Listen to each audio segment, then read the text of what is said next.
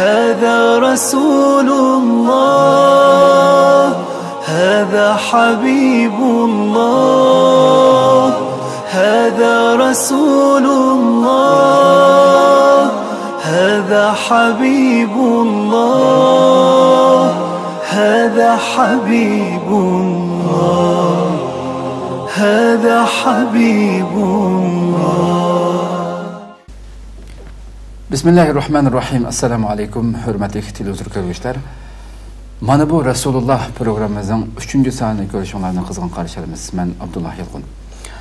Qadrli qarindoshlarimiz, ko'ruvchilarimiz, dunyoning har qaysi joylarida bizni ko'rib atgan qarindoshlarimiz, Allohning salom bo'lsin. Bugun inshaalloh Ramazonda boshlatgan bu programmamiz 3-bo'limiga kelib o'ltiribdik. Payg'ambarimizni tunib, Rasulimizni tunib o'taydi degan maqsadda programmamızın qimmatli mehmoni, doimli mehmoni, hurmatli ustoz Sharq Turkiston O'limalar birligining a'zosi, hammalar tunishib bo'lgan Habibulloh Ko'ksanov ustozning taklif qildi. Qimmatli vaqtini chiqarib kelganligi uchun ko'p rahmat aytamiz. Sizlarga rahmat, Alloh razı olsun. Alloh razı olsun.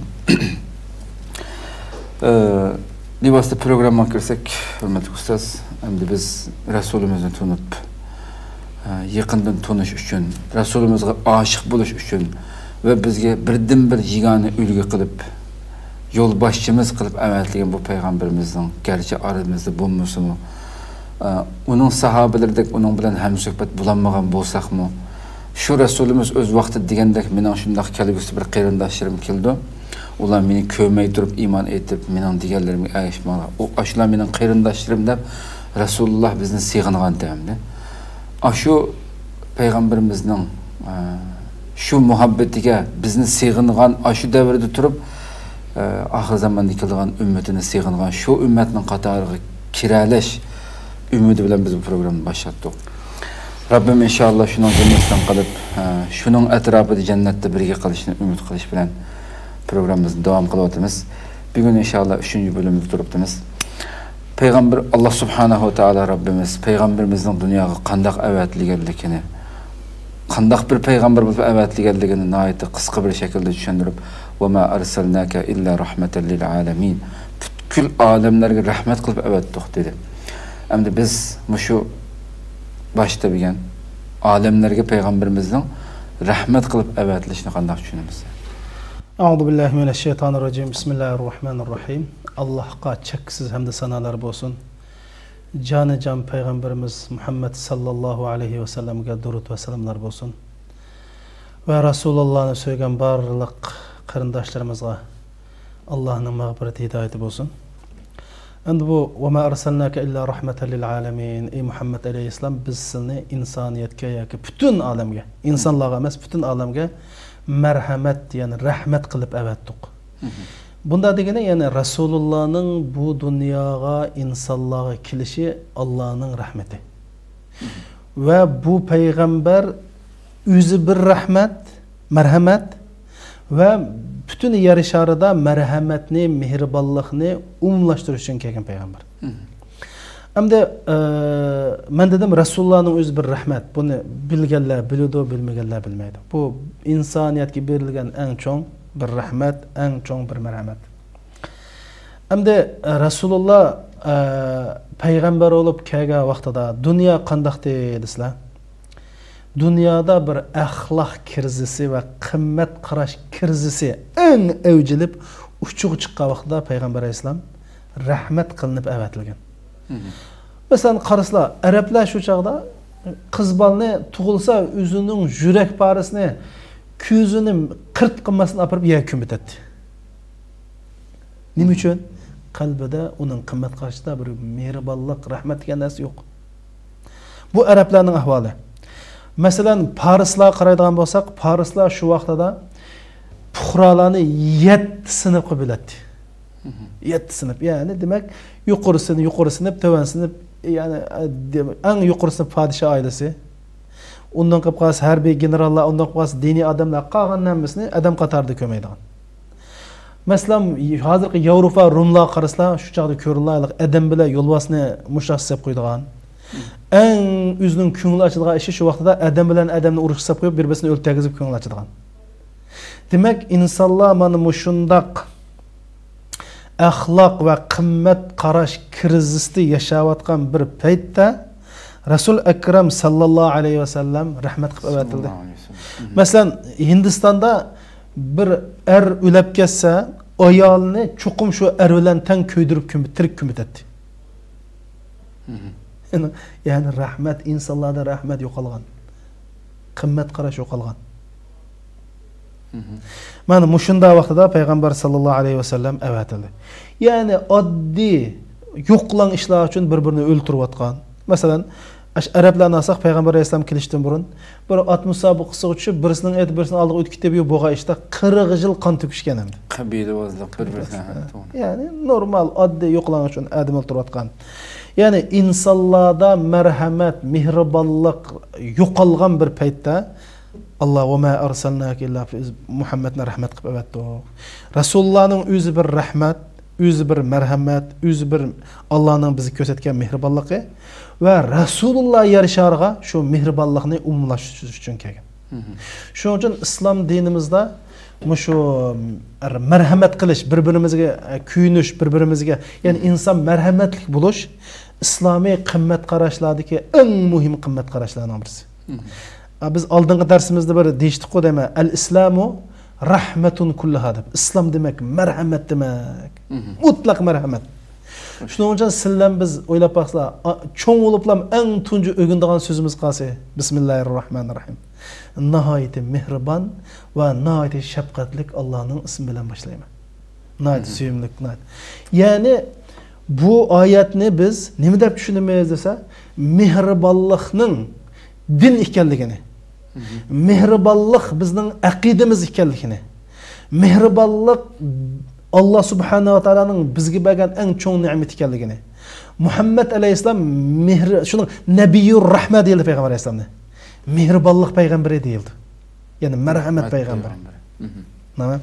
Shuning uchun Rasulullohning hayoti qarayli, dinimizni qarayli, shunama.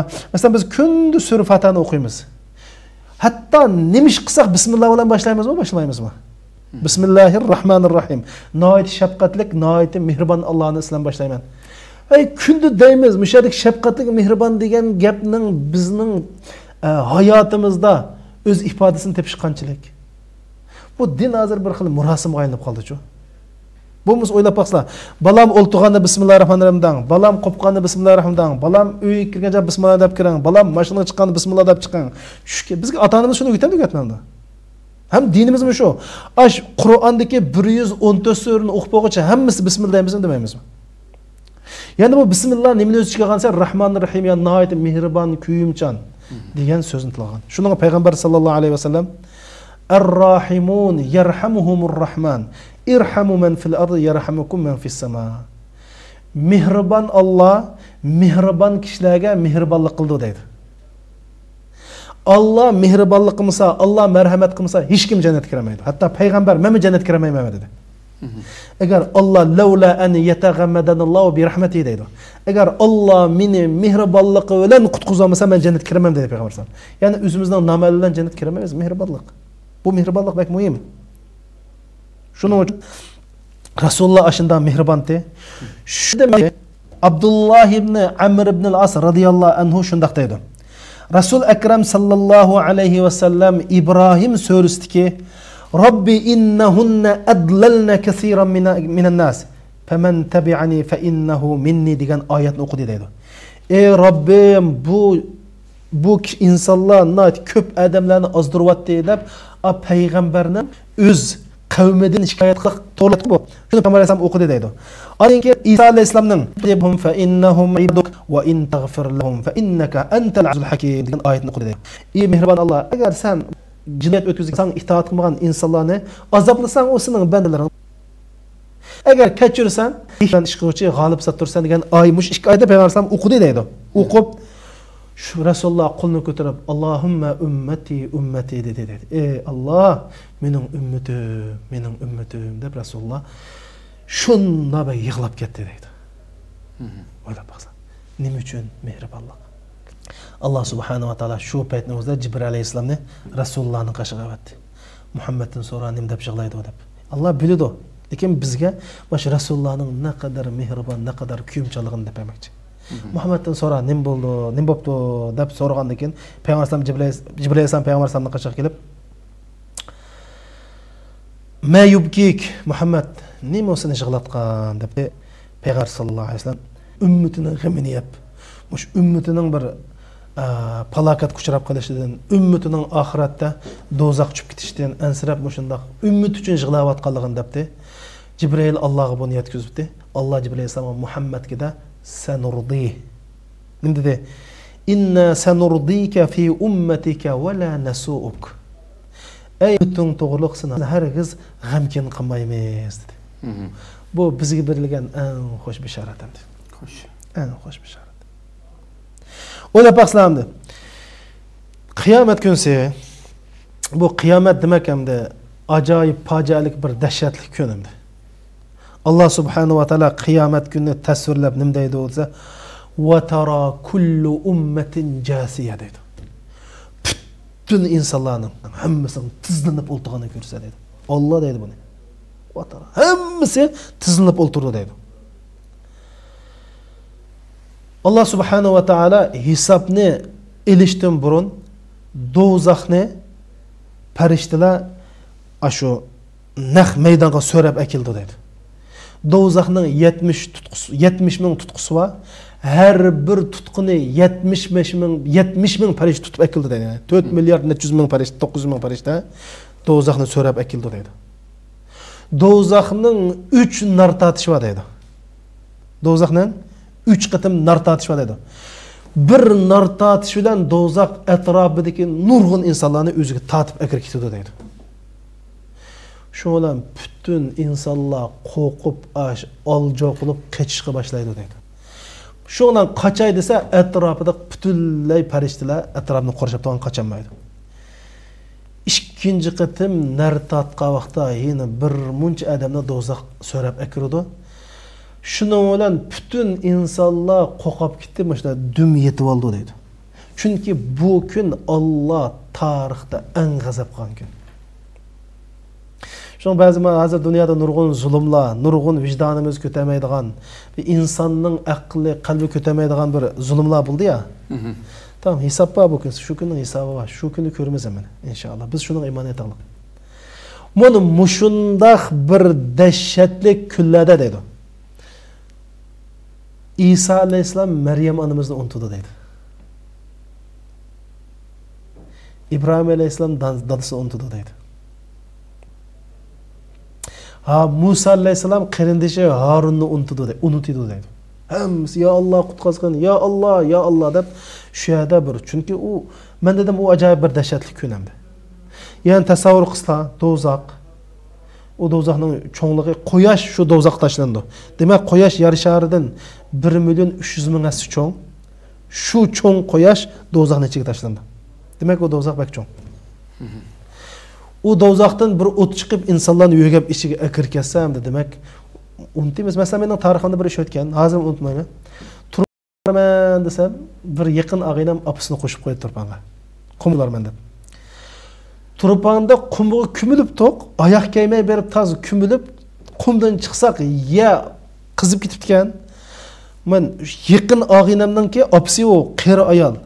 Yani putum kuyib ketib, bir yugurib, malini ichiga kirib bo'lib, ayol andaki isim kelgan men shu chaq degandim ya Allah. O'ylab baqslar. Eng yaqin og'aynam opisini omonat qilsa, qiziqimga dassa putum kuyib ketib, shu yuzamni eplab qechibdimi. Qarsam o ayol keyin bir oyoq tepib kiyib kelayotibdi. Shu mana o inson shuni payg'ambar alayhisalom Alloh subhanahu va taolo Qur'oni Karimda yawma yafirrul mar'u min akhihi va ummihi. U kuni inson o'zining dadisidan, opisidan, ayolidan, yaqindan hammasi bir-biriga qochadi. Likul shunama hammasi qochib. Mush kunda Rasul Akram sallallohu alayhi va sallam qana qildi desa, yana ummatim deydi emasmi?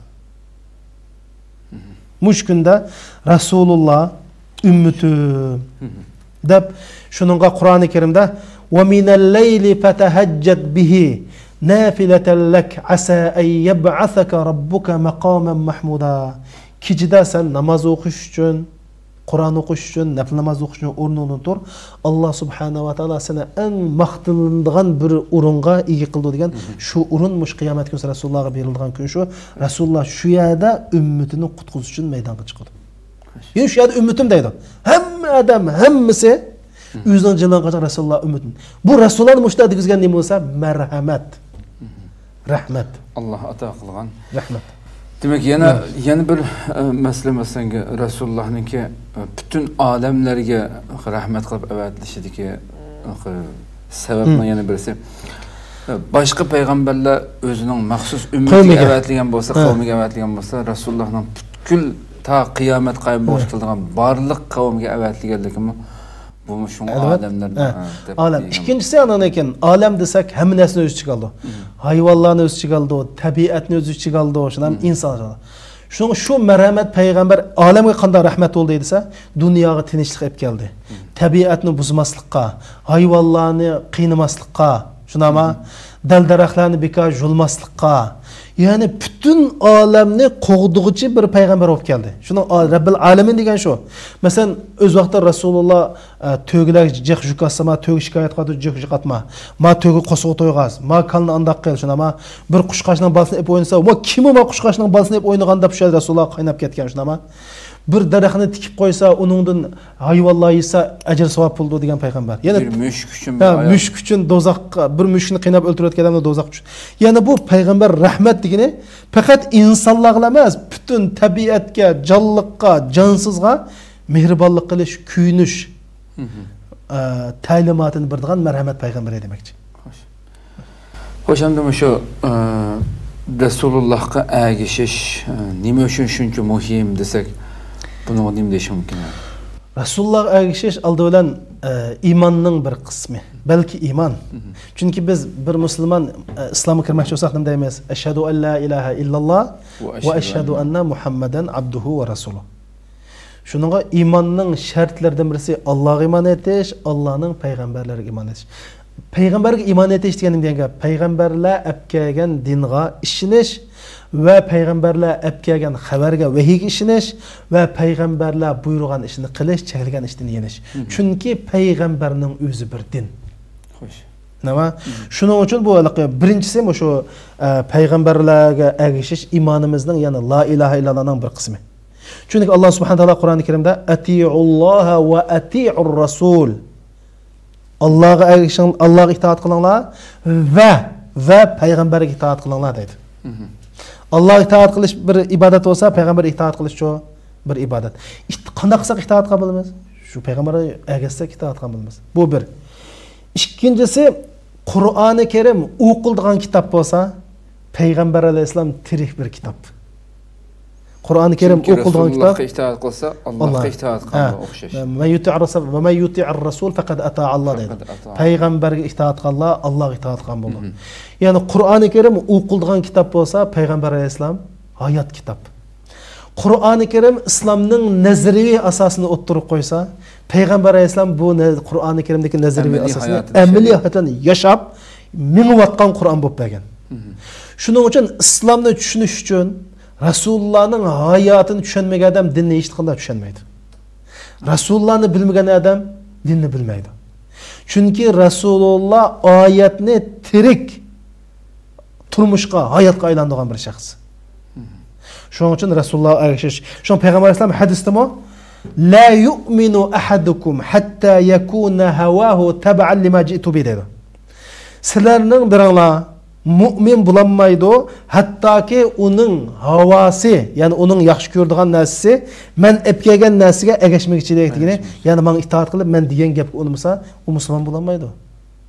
Şunun için la ilahe illallah'ın takazası Resulullah'a erişir. Çünkü la ilahe illallah Muhammedun Resulullah. Bu. Hem de silbillah bu Allah subhanahu wa ta'ala Resulullah'ını bizge لقد كان لكم في رسول الله أسوة حسنة لمن كان يرجو الله واليوم الآخر وذكر الله كثيرا. Allah'a iman etkan ve kıyamet günü Allah'ın rızalıkka erişidiğin kişiler için Resulullah örnektir dedi. Resulullah'ın örnek kıldığı gap Resulullah'a erişen diyen gap. Şunlar da Resulullah'a erişenlerdi. Rasulullah bizga ibodatda o'rnak. Rasulullah bizga dodi bo'lishda o'rnak. Rasulullah bizga bo'lishda o'rnak. Rasulullah bizga harbiy qo'mondan bo'lishda o'rnak. Rasulullah bizga ahli ilmi damollan bo'lishda o'rnak. Rasulullah bizga tijorat qilgan eng yaxshi tijoratchi bo'lishda o'rnak. Rasulullah eng yaxshi mu'min bo'lishda o'rnak. Yani Rasulullah bizning butun hayotimizning barliq sohalarida, masalan, siz tijoratchi bo'lsa, Rasulullah sizga o'rnak bo'la oladi. Siz bir harbiy qo'mondan bo'lsa, Rasulullah harbiy qo'mondan o'rnak bo'la oladi. Siz bir davlatning raisi bo'lsa, Rasulullah sizga raisning o'rnak bo'ladi. Chunki Rasulullah ham rais, ham harbiy qo'mondan, ham diniy olim, ham payg'ambar, ham dada, ham ham yani hamma sohada kamolatga yetgan. Axloqda bizga o'rnak bo'ldi. Shuning uchun Rasulullahninki o'rnak tutish bizning dinimizning muhim qismi, balki dinning o'zi Rasulullahga erishish. Shuning uchun Allohga iymon etibdi, Rasulullohga iymon etmagan hammasi musulmon hisoblanmaydi. Nima uchun Yahud Nasara musulmon hisoblanmaydi? Yahud Nasara biz ishongan Allohga ishindi, Musa alayhisalomga ishindi, Isa alayhisalomga ishindi, shuna Nasaralar. Lekin Muhammad alayhisalomga ishonmaganlikdan Qur'oni Karimda lam yakunillazina kafaru min ahli kitob wal mushrikin dedi. Yani ahli kitoblardan kafir bo'lganlar dedi. Qanday kafir bo'lsa Muhammad alayhisalomni e'tirof qilmay kafir bo'ldi. Shuning uchun Rasulullohga ergashish, Rasulullohni o'zimizga o'rnak qilish, mushu Ramazonda men Rasulullohni bir dadulu sifatim bilan Rasulullohni o'rnak dada deb qanday daddi Rasululloh. Bir aruli sifat Rasululloh qandaq ardi. Shunama Rasululloh axloqi qandaqdi? Rasululloh tijoriy axloqi qandaqdi? Rasululloh kechasini ish qildi, kunduzini ish qildi, qo'shnilar qanday muomala qildi, ayollar qanday muomala qildi, mehmonlar qanday muomala qildi, kichik bolalar qanday muomala qildi, do'stlari qanday muomala qildi, yoshlar qanday muomala qildi, qiyirlar qanday muomala qildi, dushman qanday muomala qildi, munofiq qanday muomala qildi. Mushuni hammasini o'rganib biz qana qilishimiz kerak? Rasulullohni o'rnak qilmoqda. Endi kim biz islom dini maqsad qilgan bir islom dini o'tirib chiqmoqchi bo'lgan bir yaxshi musulmon bo'la olamiz. Xo'sh, endi payg'ambarlar ma'sum, ya'ni bizning tilimizda ma'sum deymiz ham.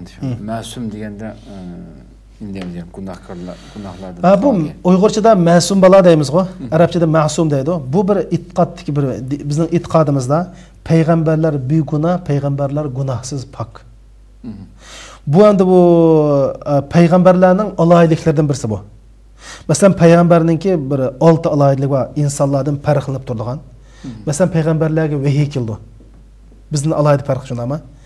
Şu qatada payg'ambarlarning ko'rgan tushi rost keladi. Bu payg'ambarning alohidligi. Payg'ambarlar yolg'on tush ko'rmaydi. Tamam? Şu payg'ambarning bizdan boshqa insonlarning alohidligi, ular gunoh qilmaydigan keldi. Gunohdan xatolashmaydigan keldi. Bu da deganlik faqat xatolashmamdi, ya xatolashadi. Ammo ular xatolash bo'lg'acha Alloh darhol vahiy qilib o'ngshaydi. Bu mana şunu biz peygamberler hatalıktan xoli. Biz peygamber bunda deganlik mush peygamber bizga yetkizgan din hatalıktan xoli. Bunu da şuna da e'tiqod qilishimiz kerak. Agar peygamberler hatalıktan xoli olmasa, dinni biz o'ngshash to'g'ri kelib qoldi. Balkim xato etgan ba'do, miyat xatoga unda desak bo'lmaydi. Shuning uchun peygamberler pokdir, gunohsizdir, nuqsonsizdir deb tushunishimiz kerak. Lekin har qanday ishdan nuqsondan xoli bo'lsa, u Alloh ulab qoldi. Ularni nuqsonlik o'tkazdi. Lekin ular nuqsonlik o'tkazib bo'lguncha Alloh ularning nuqsonligini darhol o'ngshaydi. Nima uchun desa, ularning butun ish harakatlari, ularning agash kuchlari uchun din hisoblandi. Shuning uchun ularning hava in huwa illa vahyu yuha. Nima? Shuning uchun payg'ambarlarningki, chunki payg'ambarlar bizga o'rnak. Bizga o'rnak bo'lgankin, chuqur butun to'g'ri ishda o'rnak bo'lish kerak.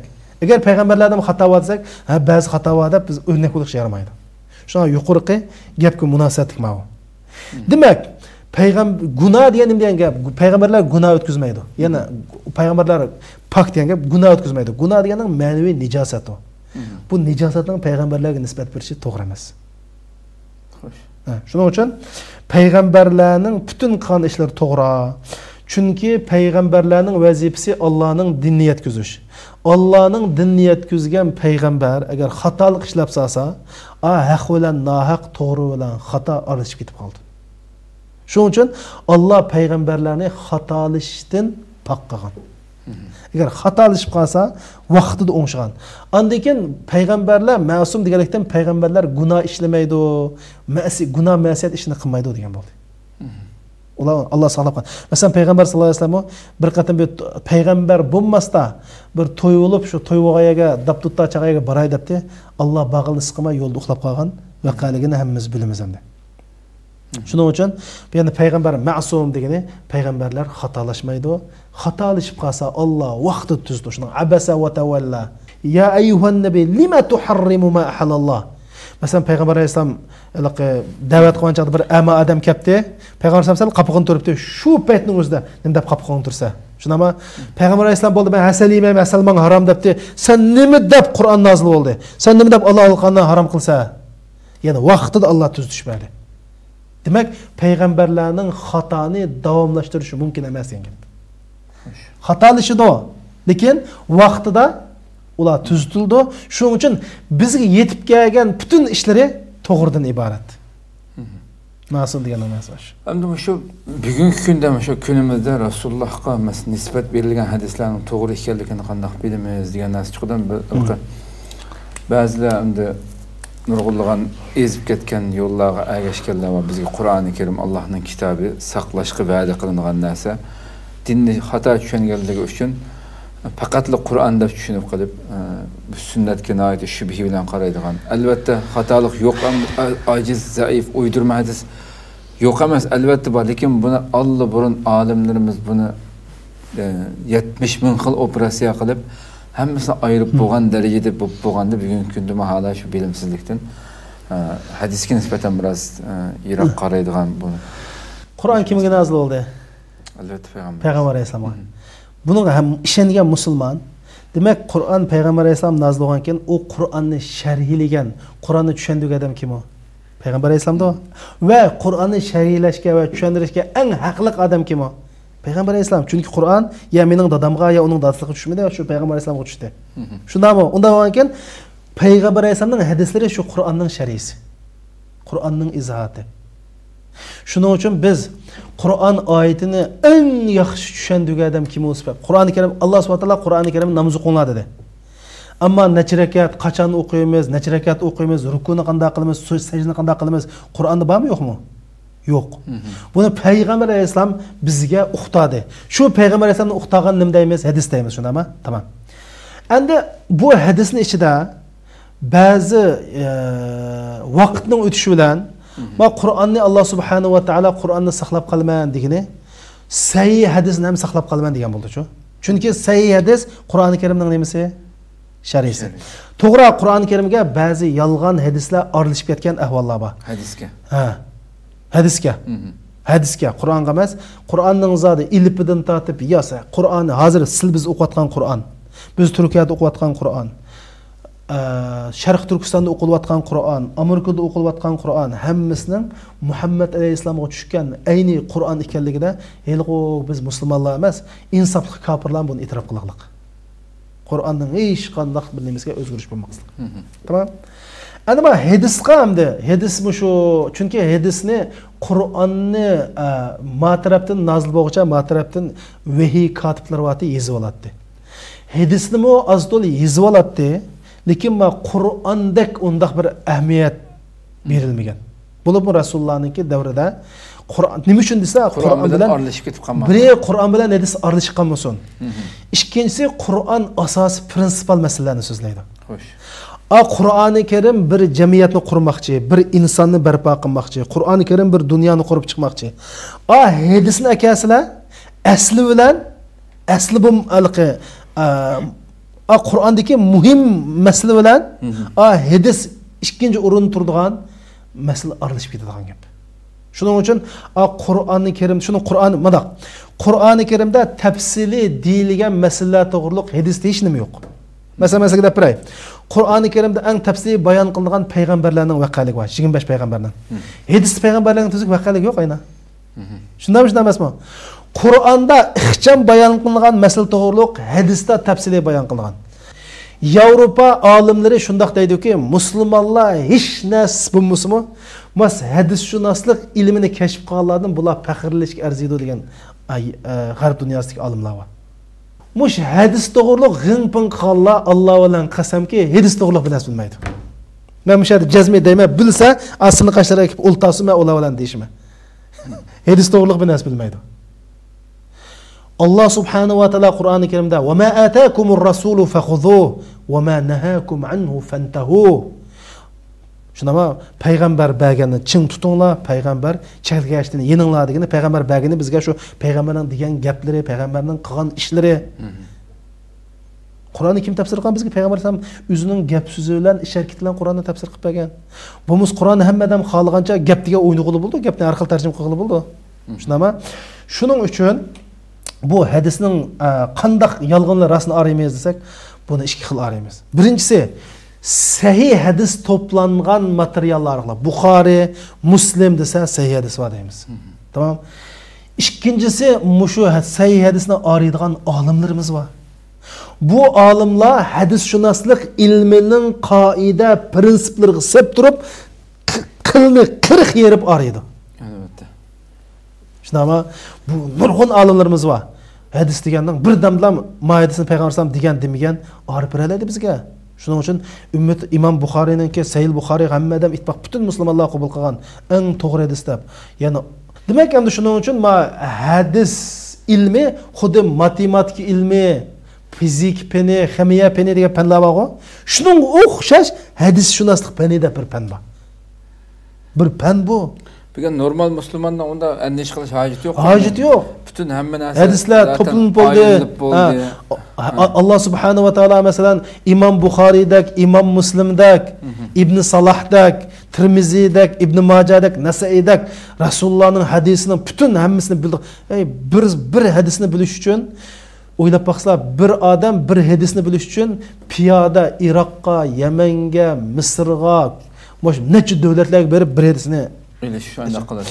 Ham bu qabul qilish masalasi ham dunyoda shu siz abay tilg'ab o'tgandek masalan shu ilmur rijal shu hadis rivoyat qiluvchilarni tekshirish ilmi dunyoda hech bir millatda yo'q. Hech qanday bir nima yo'q. Masalan nurg'un tarix so'zlaydigan nurg'un narsalarni anglab falan mında deptiken deplemanda uni tekshirilmay uning kaynalqi silsila zanjirsimon shaklda unda tekshiradigan mush musulmonlarning qo'lida bor ilmur rijaldek inchga bir odamning bir hadisini qabul qilish uchunmi hayotida bir qatim masalan ko'chada hatto o'rtib tomoq yeb qolganmi bu kishi? Masalan adolatiga qilgan. Hayotida bir qatim yolg'on gap qilgan kishimi? Yo bu ko'p unutib qolgan kishimi, unutgan kishimi yoki bu? Degandan tortib tekshirib uningdan hadisni qabul qilishdan burun aşında derecede silsile tekşürüp anlayken onun hadisinden sahih yoki to'g'ri emas aciz degandek bu turlarga ayrıladi da. Onun için sahabeler bu hadis ilmini bek ko'ngil bilgan-ku sahabeler. Mesela İmam Buxoriy Kitabul Ilm ilm bobi degan kitobda mundaq bir masala degan. Jabir radhiyallohu anhu bir hadis uchun Abdullah ibn Anasni qishga bir oyda borgan deydi. Bir hadisni. Mesela bilimiz Aş Rasulullah'ın şehri Medine'den Suriye Demeşk'a Abu Darda radıyallahu anh'a qishga birisi kelgan. Ya Abu Darda, men senin Peygamber sallallahu aleyhi ve sellem'den bir hadis anlagandim. Şunu senden anlay deb keldim de baş Medine'den Demeşk keldi ya. 1500 kilometre yol. Tamam? Yani bu muşuncular işte anadayken mesela İmam Müslim'nin bir gibi var. Bu İmam Müslim şuna deydi Abdullah ibn Mas'ud yani sahabe. Biz bir adam Peygamber Aleyhisselam manda degan desa surishti qilgan bo'ldik deydi. Kimdan angladingiz deb surishti qilamiz deydi. Palandan angladim desa palani kim o, nerede tug'ilgan? Bu Peygamber Aleyhisselam bilan birga yashaganmi, yashamaganmi? Shunama sil degandek tutilish qobiliyati qandaq? Buningki axloqi qandaq? Hamma surishti qilib, hatto bir gap bor, İmam Buxoriy bir hadisni surishti qilish uchun Misrga borgan. Shundan borib nim qilsa bu bir masjidning imomi ekanda bu. Ko'rishay deb uyga borsa qanisi etizliq chiqayotgan deb. Etizliqqa borsa bu odam bir eshakni qochirib qo'yib, eshakni tutish uchun bir javurninki bir talangining ichiga toshni elib, taraq qilsa eshak qunoq o'xshaydi deb keldi emasmi? Eshakni qunoq o'xshab tutib olgandan keyin hadisni Anglamay ketgan. Voy chaqirib sen shu Iroqdan, Misrga mendan hadis anglab olmaysan bo'lsa, sana ishaka yolg'onchilik bilan qoladi. Demak, senda yolg'on etish bir zihniyat bor ekan, sendan hadis qabul qilmayman. Bu darajada hadisninki erkaklar bor. Manda novchilarimiz bor. Hadis mush darajada sahibsiz emas. Men shuni bilmango, ay hadis degan deganlar, men bilmay hech qanday Uyg'ur ichida ko'pinchisi din o'qimagan. Tamam? Hech qanday din o'qimagan. Andan keyin bu inkor qildiganlarmi, bunda to'liq inkor qildiganlar va ma'lum yerni inkor qildiganlar o'xshamaydi endi. Shu bizning Uyg'urchada, masalan, men Uyg'urlar ichida hadisni to'liq inkor qilgan shaxslarni ko'rib baxmadim. Amdayliqi ba'zini inkor qilgan, ba'zini inkor qilmaydi. Kayfiga ko'ra qilsa bo'lmaydi. Bu bo'lmaydi. Bu hadisshunoslik ilmiy qarta ko'rdan. Sen o'zingning sohasiga kishi qilishing kerak. Chunki payg'ambar alayhisalom deydi u: "Ala va inni utitul Qur'ana va mislahu ma'ahu" deydi.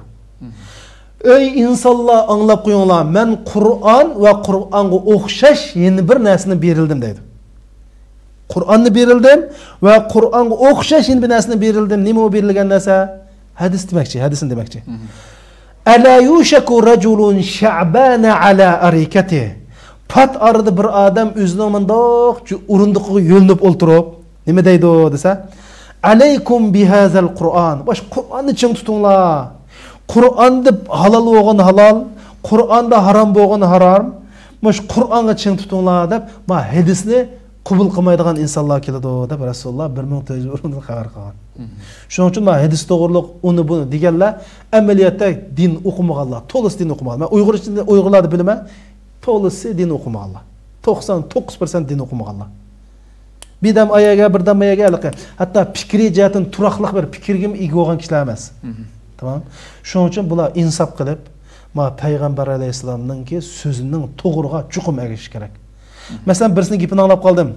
Har qanday Qur'onga to'g'rilaymiz deydi. Qur'onga to'g'rilaymiz degan odam Qur'onni yuz-yuzda bildim degan odam u. Amaliyotda Qur'onni so'rpatani saqlab qilmaydigan odam shu. Biz Rasulullohning hadisini Qur'onga to'g'rilaymiz. Hey, sen Qur'onga to'g'rilash uchun Qur'onni to'liq bilishing kerak. Biz qanday to'g'rilaysan uni?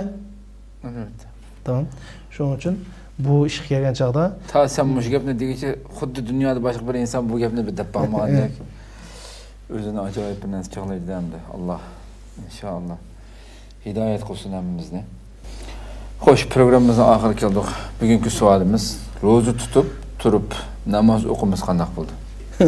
Ro'za tutib namoz o'qimaydi. Namoz o'qimiz. Bu hamda nihoyat bir echinishli ahvolda hamda. Bak echinishli.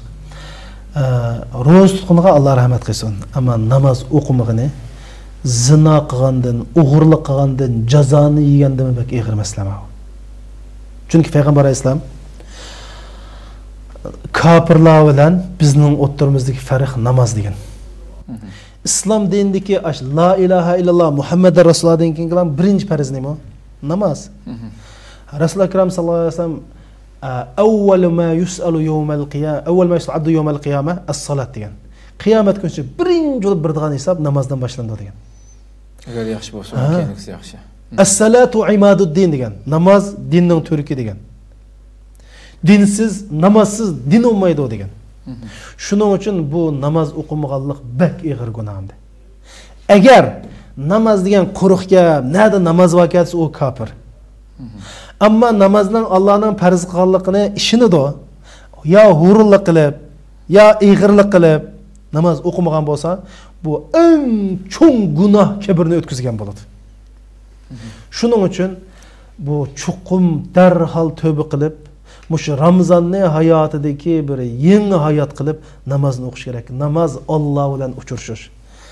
Namozda shundoq bir huzur borki, bo'libmi mush sajdada bir huzur borki, buni tetpaqsin. Men har qanday odam tetpaqsin bu namozda. Vallohi mush sajdada shundoq boshni qo'yib, ya Alloh, ey mehribon Alloh egam, ey suyimlik Alloh, gunohimni afv qilgin, baxtimni bergin, vatanimni qutqazgin.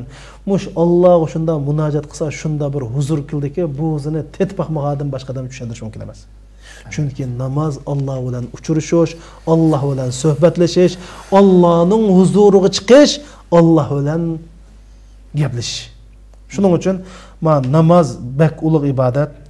Endi islom ro'zimi shundoq bak ulug' bo'lganlikdan yilda bir qatim kelgandan ba'zi qarindoshlarimiz namoz o'qimagan qarindoshlarimizmi ro'za tutib qolgan ahvol bor.